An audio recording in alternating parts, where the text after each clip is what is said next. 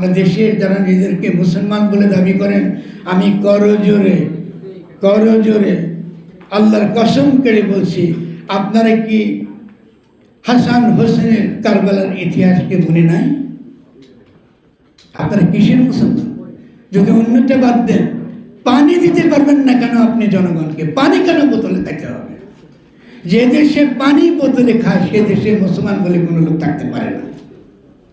যদি আপনি সত্যিকার অর্থে ইমানদার হয়ে থাকেন, যদি আপনি সত্যিকার অর্থে আপনার রসুলের নাতিকে যেভাবে হত্যা করা হয়েছে, এই ইতিহাস, এই স্মৃতি, কারবালার স্মৃতি, পানির স্মৃতি যদি আপনার মনে থাকে, বাংলাদেশে কি আপনি দেখেছেন যে কোনো ইসলামী দল বলেছে আমি অন্য কিছু পারি বা না পারি, আমি পানি রক্ষা করব আল্লাহর তরফে, আমি আল্লাহর খলিফা আকারে দুনিয়া আসছি, ফলে তার যে মহিমা, তার যে মাধুর্য, ইসলামের যে মহিমা, এটা কায়েমের জন্য আমি আর কিছু পারবো না রে ভাই, আমি খালি তোমার পানিটা নিশ্চিত করবো যেন তোমার নদী আমার পরিষ্কার থাকে, দূষণ মুক্ত থাকে, সুপেয় পানি তুমি পাও, তোমার জমির জন্য পানি তুমি পাও, এটা আমি তোমাকে নিশ্চিত করব।